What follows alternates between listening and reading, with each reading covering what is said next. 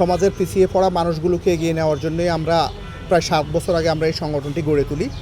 আপনারা জেনে খুশি হবেন যে আমরা দেশের যে কোনো দুর্যোগে দুর্বিপাকে আমরা সকলের সহযোগিতা নিয়ে আমরা চেষ্টা করি অসহায় নিপীড়িত মানুষের পাশে দাঁড়ানোর। আমরা বন্যাতে মানুষের পাশে দাঁড়াই, আমরা শীতে, আমরা রমজানে, যখন যেভাবে আমরা সুযোগ পাই আমরা পক্ষাঘাতগ্রস্ত ব্যক্তিদের নিয়ে আমরা কাজ করি। তার একটি বড় কাজ হলো আমরা এই কৃত্রিম পা সংযোজন করি। আমরা এই আজকে নিয়ে আমরা 173 জনকে আমরা কৃত্রিম পা সংযোজন করে দিয়েছি। এই মানুষগুলোকে আসলে এই যে পা সংযোজনের বিষয়টি আমাদের মাথায় এসেছে, আমরা স্বাবলম্বী প্রকল্প নিয়েও আমরা কাজ করি। তো এই মানুষগুলো একটি পা পেলে কিন্তু সে আর তার পরিবারের বোঝা হয় না, সে দেশের বোঝা হয় না, সে কিন্তু কর্ম করে তার পরিবারকে সে ইনকাম করে সে খাওয়াতে পারে। তো ওই চিন্তা থেকে আমরা আসলে এই কৃত্রিম পা সংযোজনটি আমরা শুরু করেছি।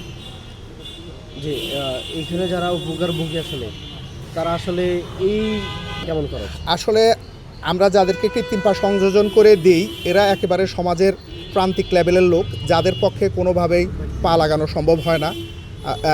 অনেকেই আছে যাদের 20-25 বছর পরেও যারা আমাদের মাধ্যমে পা পেয়েছে, তাদের কোনোভাবে সুযোগ ছিল না যে একটি পা তারা ব্যবস্থা করবে।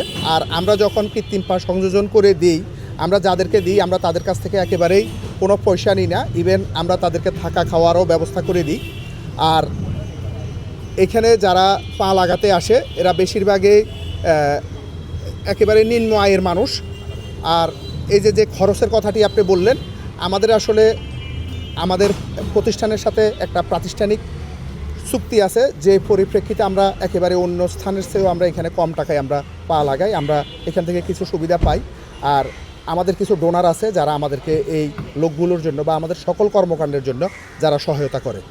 কিন্তু তার মানে হচ্ছে যারা এই বিনা পয়সায় পাচ্ছে তারা, মানে আমরা ওই ধরনের লোকদেরকেই দেই যারা আসলে জাকাতযোগ্য লোকদেরকেই আমরা এই সহায়তাটা আমরা করে থাকি।